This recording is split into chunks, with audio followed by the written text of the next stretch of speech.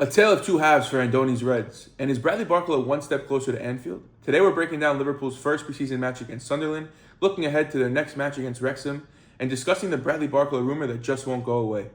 Welcome back to the Anfield Forever podcast, everybody. I'm your host, Simon, and let's jump right into it. My number one takeaway from the game against Sunderland was that Iraola ball will work at a big club. So we saw that we won the game 4-2, but results aside, let's talk about the performance. First half was not great. But I think he understood that, and he even said it post-match, that it lacked the intensity, it lacked the structure in the pressing.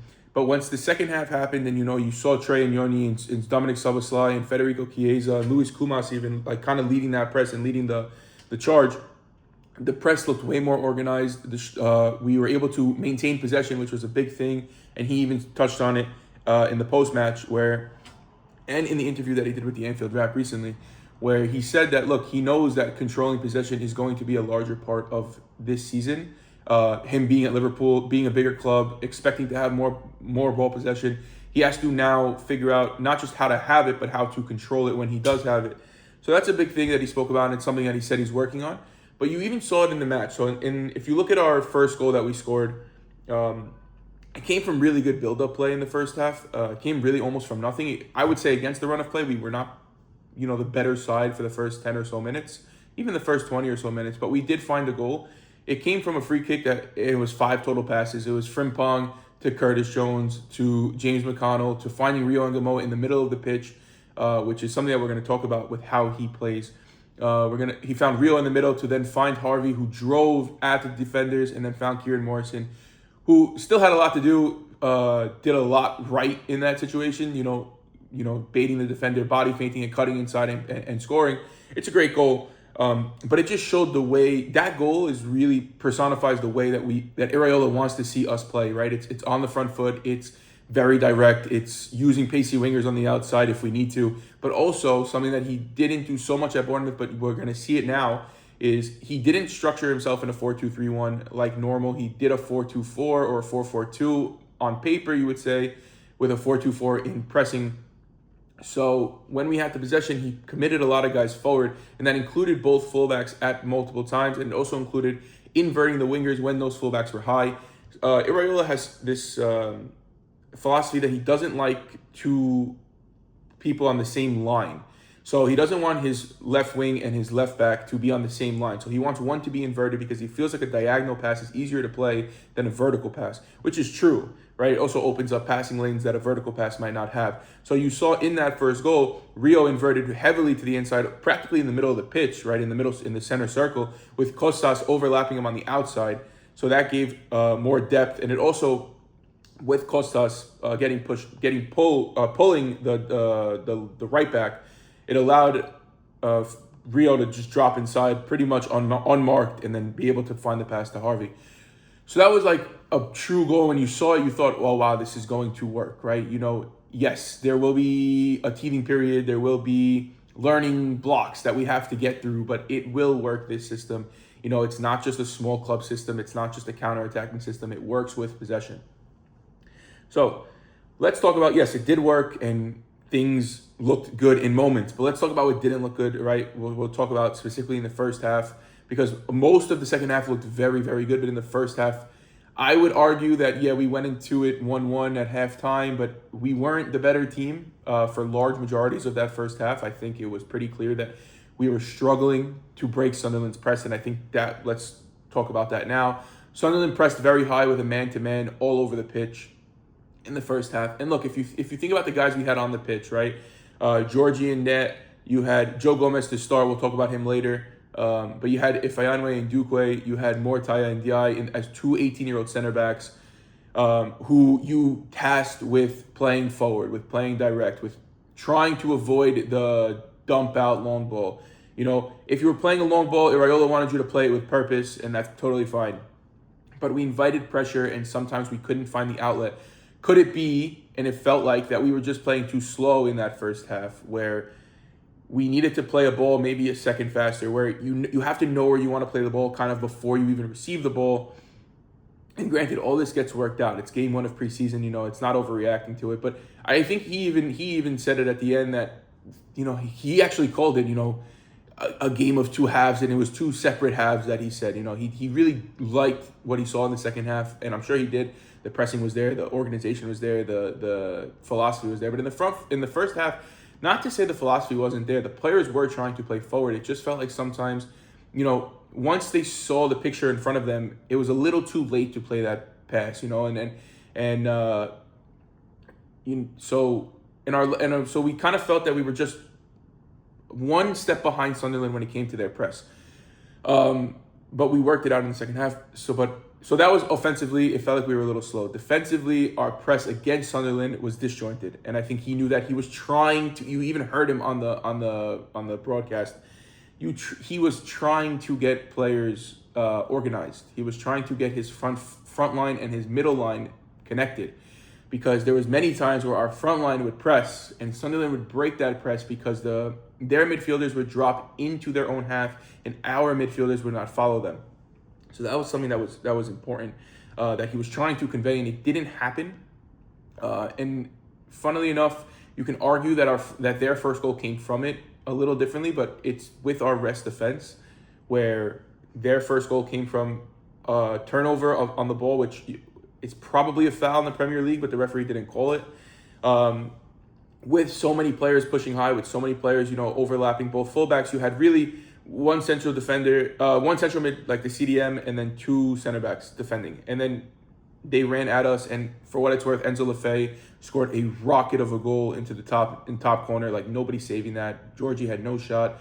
But you look at when a goal like that happens, you don't really look at the goal so much, because the shot is the shot. If he shot it from 40 yards out or 60 yards out, it's probably going in regardless. You look at the build-up to the moment where he's able to create enough space to even get that shot off. It happens because our center backs can't press once he has the ball, because they have two out. Sunderland had two other runners with them, and you have to track those runners. Obviously, the whole with defending, it's you want to defend the ball first, but in that area, the low percentage shot is probably the one you actually want to give off. So there was nothing wrong with what our defenders did in that situation, but it's that they were put into that situation to have to drop so deep, to have to understand and kind of focus on the two overlapping runners that were around Enzo Lefebvre. And you could argue that Enzo Lefebvre probably chose the wrong option to shoot there, right? The high percentage option is to try to slip a pass in behind and get a better option, kind of like what Sunderland did in their second goal. But look, Enzo Lefebvre scored a rocket of a goal, a screamer, and it went in. And look, that's a learning moment, right, for Iraola, I'm sure. And I would hope that his rest defense, maybe you don't contribute so many players up in moments where, the play kind of settles down in their half when we have the ball. So maybe we look to play with one fullback high and one fullback, maybe at the halfway line, being a part of that rest defense.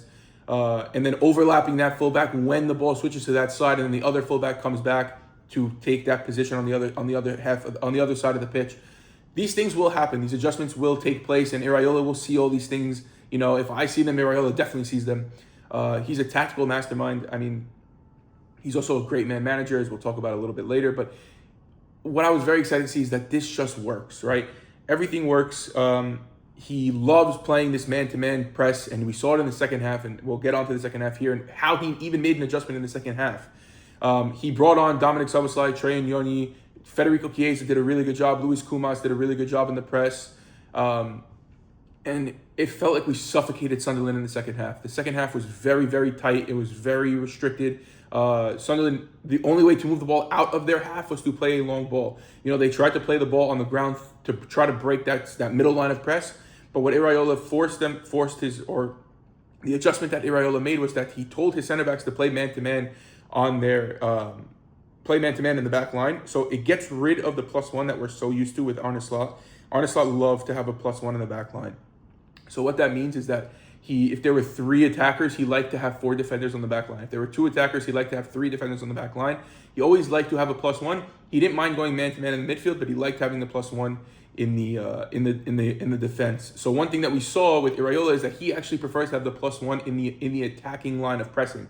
So he pressed with 4 instead of pressing with 3. So the last thing I have to say about the Iraola system in this game is that the play is fun to watch, right? The system is fun to watch. It will be stressful at times, right? if those things don't get changed, or while those things are getting changed and being adapted to, like, having too many guys pushed up in attack, or not having that +1 in the midfield or in the back line, it will get stressful, right? Because we might leak some goals. Like I said, there's going to be a learning curve, a learning period, a teething period, whatever you want to call it, with this system especially. But what I'm thinking is that the more our starting 11 players start coming back, so we'll hopefully see Flo and Ryan and Alex back hopefully soon, maybe even playing in the Wrexham game. I think it's going to get more polished, right? So you had a lot of academy players out there, but it worked, right? It worked even with them on the pitch. And yes, they've actually worked with Iraola the longest, right? Because they had the extra week while the first team players had a week off. But you even see it in the way that everybody presses. The way Lewis Koumas and Will Wright were pressing, the intensity, the fire that they had, it's exactly what we need from these guys. And it's really fun to watch, right? You see Lewis Koumas get so close to closing down the goalkeeper, it fires you up. You see the goalkeeper have to play the ball out of play because Will Wright's pressing like an animal in the second minute of the game. It fires you up. These are things that we were missing last season, right? Not to talk bad about another manager, because, Arne Slot's a Liverpool legend. He won us the league. He gave a lot of us the best days of our lives. But it was time to go. And this injection of energy, this injection of intensity is exactly what this club needed. And Iraola is showing all of us that this play style will work as long as we give him time. As long as we give him time and the players to press at that level, the players who have the intelligence to know when to press and when not to press. It's not just running around like a headless chicken. And that was something that I was a little bit worried about, was that our players would press kind of like just because they're told to press.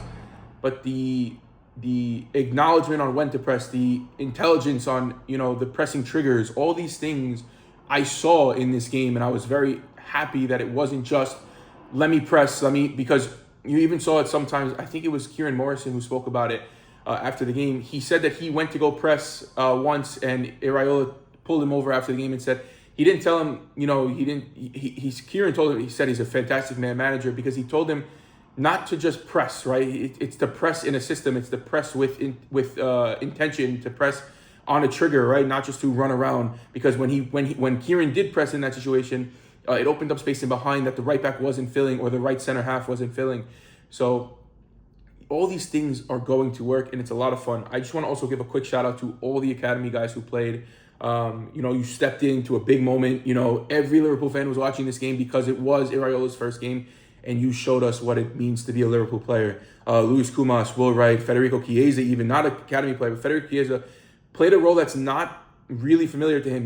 He had an interview recently after the game, and he said that, look, all he's thinking about is Liverpool. He wants to stay at Liverpool, and Iraola wants him as a striker, and he's gonna play as a striker. And I thought his link-up play as a striker was actually really good.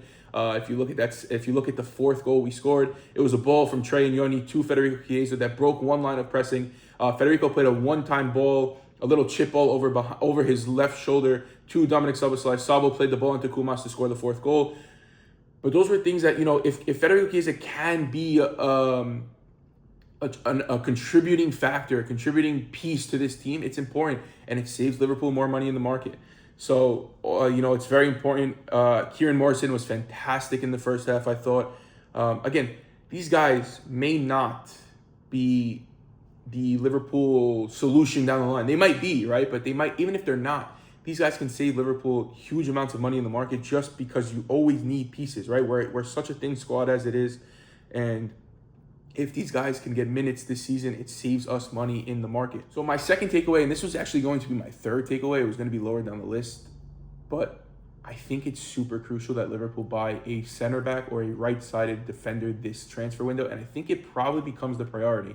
Of course, the priority is always going to be the right winger, because we lost Mo Salah, and we currently don't have one on the books. It could be Federico Chiesa, but if what Chiesa said is true about Iraola, and I don't think he's lying, is that Iraola wants to use him maybe as a backup number 9 to Alexander Isak. So our right winger is Harvey Elliott, who's really a right-sided attacking midfielder. So we don't have one, right? So Barcola, and we'll talk about him a little later in the show. Yes, that's going to be the priority, but a priority has to be a right-sided defender or a right back, or a center back, sorry, or even a right back at this point, because right now our active and healthy center backs are Virgil van Dijk, Jeremy Jacquet, who I will say is healthy, even though he won't be playing the next game against Wrexham because Iraola said they want to take it easy with him because he hasn't played, football in since January or February. So, they're going to take it easy with him, but he is healthy. So I'm going to say Virgil van Dijk and Jeremy Jacquet. That's it, right?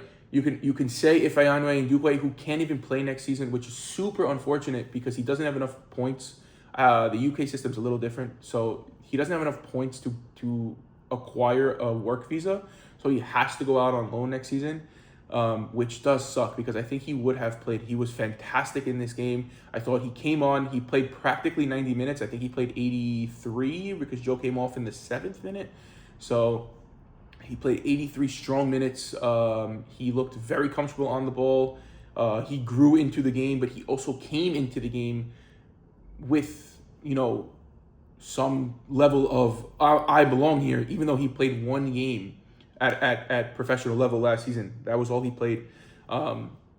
So it's a shame that we won't be able to use him, but it reinforces the point that we need a center back. Nyoni is close apparently, but he hasn't been in team training yet. He's still on the individual schedule, so he's close, but he's not there. So I don't know. I don't think he'll start the season. Starting the season, we're going into Newcastle with Virgil van Dijk and Jeremy Jacquet, and that's it. We don't know the latest on Joe Gomez. I'm sure we'll learn about it either today or the next time Iraola has a press conference. But it's a worry, right? Because even for a right back, it's a worry because we have Jeremy Frimpong and Calvin Ramsey. And Calvin Ramsey, for what it's worth, played very well in that cameo that he had. I think it was about 35 or so minutes or 30 minutes against Sunderland, and he looked good. He got an assist. His defensive actions were good, but we're going into the season very short with right-sided defenders, and it's a worry because if somebody gets hurt at center back, I can't tell you who fills. You're gonna have to play somebody out of position there. I know Kostas has done it. I know Wataru Endo has done it. I know Ryan Gravenberch has done it. But just because they've done it doesn't mean we should do it again, right? It doesn't mean we should put ourselves in that situation. I think I spoke about this in the midweek show where we have to stop putting ourselves in situations where we have to use, players out of position to just fill certain spots because we have injuries, right? Injuries happen in a season where we play 3 games a week, and our goal is to play 3 games a week the entire season, right? Once the 3 games a week starts, our goal is to continue playing it until the very end. Because we want to be in every competition, we want to be in every tournament, we want to play the maximum amount of games because we want to win as much as we can. But right now we don't have enough players to do that, right? It's our fit center backs are Virgil van Dijk, Jeremy Jacquet, and Moore and Ndiaye. That's it. That's all we have. So I think it's got to be a priority. I think we have to figure out how to work on this Barcola deal that we'll talk about later, alongside another deal, right? We can't be so one-dimensional that we can only focus on one deal at a time. Granted, the Barcola deal will be over $100 million, but we have to be able to find a deal that fits, right? So there was a rumor about Fikayo Tomori. If it's Fikayo Tomori, that's perfectly fine, right? It's a homegrown player. He can play on that right side. He doesn't have to start. You're not buying him to start. He's probably not coming over to start even, but if your goal is to play 60 games and if you actually achieve that goal, he will start games, right? Because, Virgil van Dijk is 35, I believe, and he's the greatest defender in my opinion. But he plays every minute of every game in every competition. I can't remember the last time Virgil van Dijk wasn't the first name on the team sheet. So maybe it's time to give him a little bit of break so he can be fresher later on in the season, even though he already looks fresh. But, giving him a game off in the Carabao Cup, in the 3rd round of the Carabao Cup, might be smart, to preserve him longer term, especially if we want to give him another contract later down the line, which I hope we do, but I'm not sure if we will. So, again, it's somebody because I think their long-term goal is Jacquet and Nyoni, and that's perfectly fine because I think that's an awesome back line, and I think they're incredible. I really do. I know people want to see Xhaka, and I do too. But what I've seen from him in the tape that I've watched of him and everything, he looks fantastic. And I think Giovanni Leone is going to be absolutely incredible. I think he's going to be the next. I don't want to put so much pressure on to say the next Virgil van Dijk, but he just makes everything. He reminds me of Virgil so much because of how effortless he makes things look. Yes, he only played not much against Southampton because then he unfortunately got injured. But even in that game, you saw how effortless he made things look. And then you watched him at Parma, and he made things look. Nothing looked hard for him. So I'm looking forward to that, but I'm just worried, and I feel like our center backs have to be a priority, and there aren't many market opportunities for them. But we should look for one, whether it's a center back or a right back who can play center back. We need somebody there. Right. Third and last takeaway from this game is that Trey Nyoni is the real deal, right? He was fantastic. I think he can be our next academy gem. I know I talked up Josh Abe in the last video, and I actually think he had a really good cameo. I think decision making is a little off still but he's 16 years old, so it makes sense. Trey, on the other hand, has decision making is on another level. He's so comfortable on the ball. The way he receives the ball, turns, finds space in behind. He doesn't, if he gets pressed, he doesn't get panicked. He doesn't rush. He'll just play the ball off to the defender. He'll just, he'll play a sideways pass, open himself back up, receive the ball again, and look to play forward. Us as a team looked way more confident the second Trey came on the pitch with Dominic Szoboszlai. The way that they kind of controlled that midfield and were able to Trey drop into that 6th position. Dom kind of almost playing that 8 and 10 hybrid role, which was really cool to see because sometimes last season he was super fixed in one spot, but I like that he was able to just, I like how fluid the system is in general. But Trey's line-breaking passes were fantastic. The way he would pick up the ball, right next to our center halves and then play a ball to Dom or play a ball to Fetty who dropped in or play a ball to maybe a winger or even Milos who would find pockets of space on the outside. All these things were awesome to see. And I'm telling you guys, he reminds me so much. And it's a weird comparison, but maybe it's because he's on my mind and he was on my mind this summer. He reminds me a lot like Adam Morton, right? He's not a true number 6. He's not a bruiser. He's not Fabinho, right? But he has the creativity. Granted, he doesn't have the passing ability of Adam Morton, but he has the vision. He has the creative intent of somebody like Adam Morton. And I don't think we need. And I know Adam Morton. We didn't go and get him because he didn't really fit the mold of an Iraola system. But I think Trey does, right? Trey's more mobile. His defensive actions were very good in this game. There were a few moments where he cut out passes, but he also made a very big, I wouldn't call it a last-ditch tackle because there were defenders behind him, but it's a tackle that if he doesn't make, Sunderland have a really strong attacking opportunity. But he makes the tackle, he wins the ball, and he even progresses forward. That was really nice to see because a big critique of Trey is that, he isn't physically very strong. He's very, he's lanky, he's scrawny.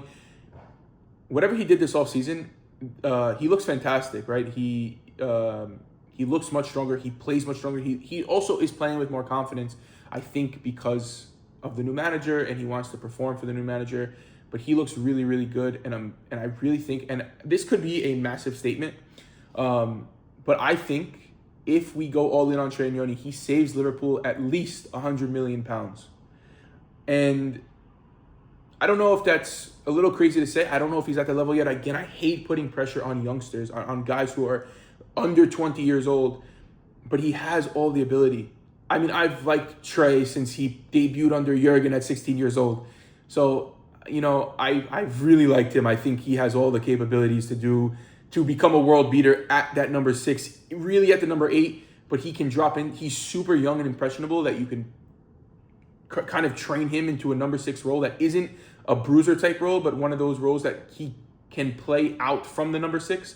And I think he can do it. I think he saves us so much money, and it would allow us to play, to pay elsewhere for certain positions like right winger, like a right-sided defender, or a right back, or a backup number 9 if it's not Fetty, or something else. But it saves us so much money, and I think it's super important that Trey gets the development he needs in our system and he gets minutes instead of going out on loan. Next up on the agenda is Liverpool's game against Wrexham on Wednesday. We're going to talk about it very quickly. We'll do a midweek show after the game. to discuss how the game went. Just to know a few housekeeping, Alexander Isak, Florian Wirtz, and Ryan Gravenberch all returned. They actually met up with the team after the game against Sunderland when the team went back to Chicago. They were waiting there for them, so they trained yesterday. They're going to train today. So it's possible we see them get some minutes. I would err on the side of that they probably won't play this game, but will play against Leeds. But don't be shocked if they play.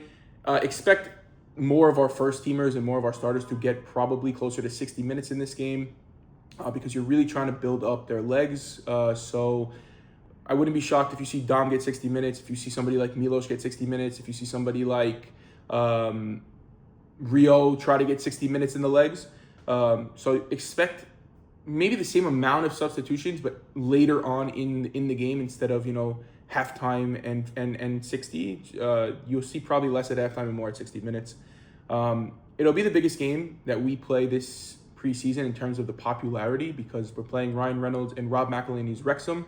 They are a championship side. They're going to be hungry. They won their last game, and they're probably trying to beat European giants in Liverpool. So, it might be an intense game, right? It's preseason. Players are trying to get minutes in the legs, but no player likes to lose any game they play. That includes preseason.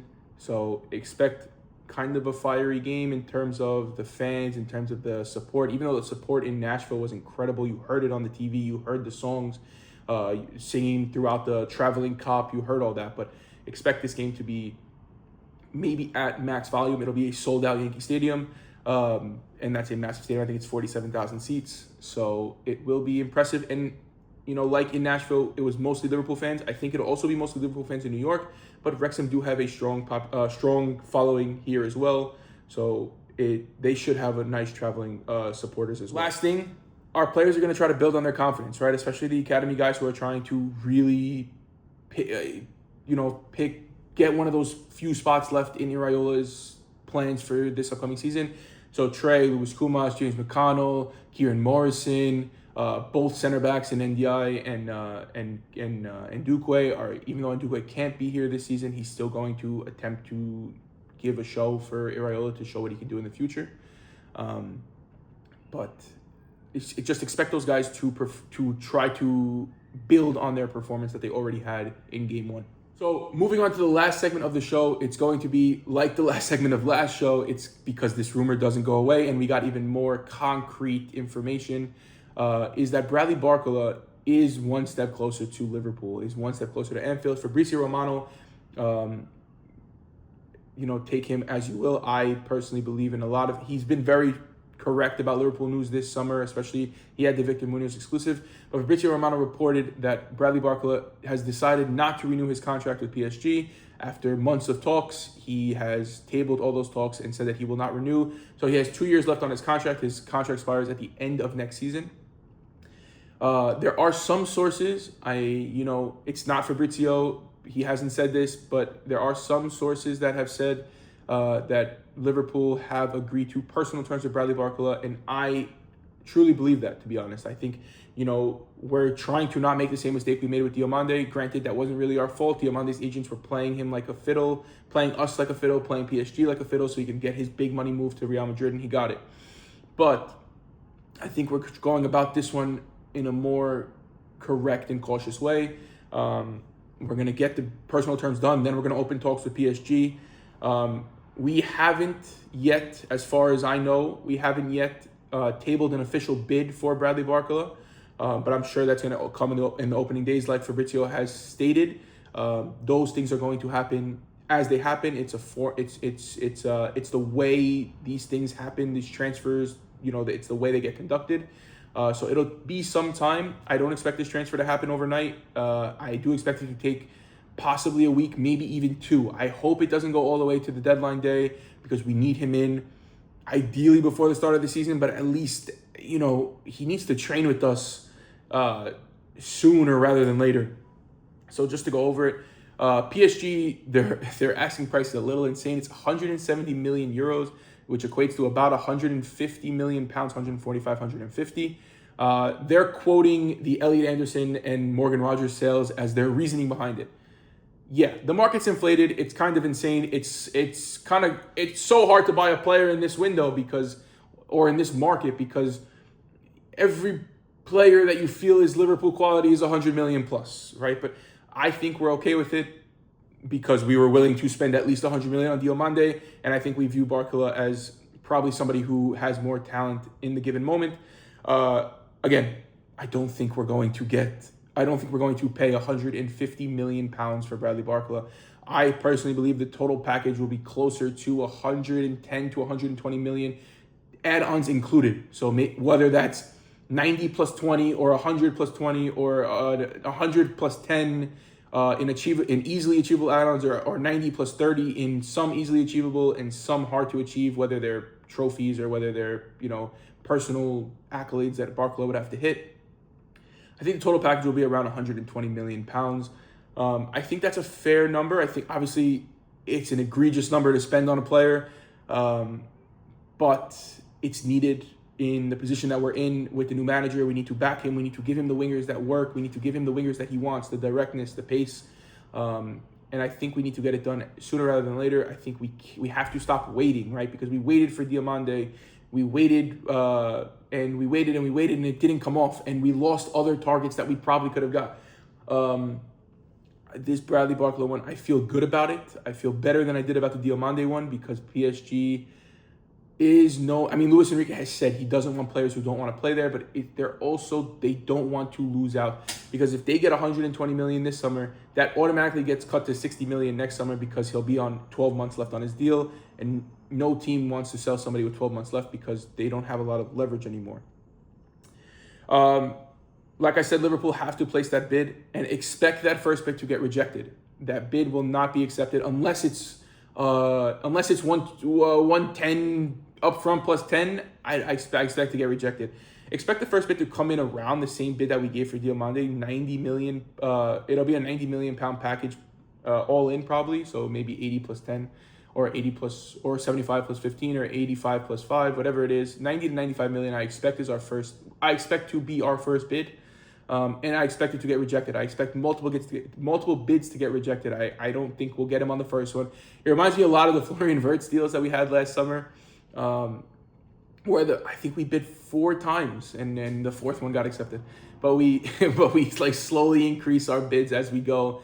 But it also, you send those bids while the clubs are still communicating. So the club kind of sends it knowing that they're going to get rejected. But it's kind of like it's more about you send those just to see about the add-ons and the financial packages and the installments that you're going to send it through. So I don't want to call it a formality because this deal is far from finished. It's not like the Florian Wirtz deal last summer where it felt very close. This one feels like there's still time and PSG are not, they're hard negotiators. So don't expect this deal overnight. Just a couple of reasons, we'll go over them as to why I feel like why Iraola is really pushing for Barcola to come through this summer. Of course, we need a right winger, and Bradley's not a natural right winger. But for what it's worth, Iraola's okay with left-footed left wingers and right-footed right wingers. I think he kind of thrives in them. If you look at Ryan, was a right-footed right winger. He inverted a lot, and you saw it even with Rio. He made Rio invert a couple times. Yes, Rio is a different type of winger. He likes to be on the touchline. He likes to drive at defenders 1v1. He likes to have the space in front of him. But he even saw in the first game that Rio was inverting, that Kieran Morrison was inverting, that you had Harvey a lot of times invert when the switch happened when him on the wing. But Bradley Barcola is the pacey, is the direct, is good in 1v1s, is tenacious in his press, which is a big thing as well. And it really feels like a very good fit for Iraola's system as long as Bradley Barcola works on his finishing, which I'm sure he will, but he feels like a fit. And for what it's worth, guys, is it the perfect molded fit for Andoni Iraola? No, right? It's not. But there's nothing left, right? It's Bradley Barcola for 120 or Yankuba Minte, who Brighton are quoting 80 million for. Yeah, I'm taking Bradley Barcola all day long. A 23-year-old who has the potential to be the best winger or one of the best wingers in the Premier League. I'm going for it, right? And at this point, I think it's time. We kind of need to go for something, right? So it's now or never, and let's get Bradley Barcola over the line and then focus on somewhere else. There's still other holes in this team. Like I said, right-sided defender, center back, possibly a midfielder, possibly a backup number 9. So there's things that need to be done in this team still. But our biggest one is that Bradley Barcola needs to get over the line, and it's very encouraging, this news that we got for Barcola this past week, and I'm hoping that more news comes out in the coming days. But I'm hoping that by the time we come back to the AXA, by the time we finish this US season tour, because he wouldn't be on it anyways, even if he joins up with us, I'm hoping that in our 2 preseason games against Como. We have 2 on the same day, but against Como, I hope that we have Bradley Barcola lining up in red for us. That's my hope. I want to thank you guys so much for tuning into this episode of the Anfield Forever podcast. I've really been enjoying doing these podcasts. This is the second one that I've shot and I'm going to release in the midweek show. I really enjoy it. It's a lot of fun talking about Liverpool. Like I said, I feel like this is something that can really take off, and I'm really going to push it. I want to build a community where, everybody can feel comfortable talking about Liverpool, talking about their biggest passion in life, or at least for me it is. And I really love everything about it. I love recording these videos. I love building the outlines for these things so we have stuff to talk about, because it's, like I said, it's a huge passion project for me, and I'm really enjoying everything about it. So if you did enjoy, or if you have any, questions, comments, put it down in the comments below. But like I said, if you did enjoy, please like, comment, and subscribe. All the comments, I'm reading them all. If the second they come in, I'm reading it. I'm commenting back. Let's connect with each other on social media. Let's continue the discussion about Bradley Barcola. Let's continue the discussion about Andoni Iraola, and what's most important, let's continue the discussion about our Reds. Sometimes we feel like it's for a lot of US-based guys, they play so far away, but we'll still wake up at 5:30, 6:30, 7:30 to watch them play, and because they mean a lot to us. There are 11 guys on the pitch that dictate the way our weekend goes, and I wouldn't have it any other way. So thank you guys once again for tuning in. I really appreciate all you guys who made it to this point, and even if you didn't, if you just stayed for 5 minutes, if you stayed for 30 seconds, I appreciate you clicking on the video. And I hope to build this thing out into something massive. So thank you guys once again, and have a great one. And I'll see you at the midweek show.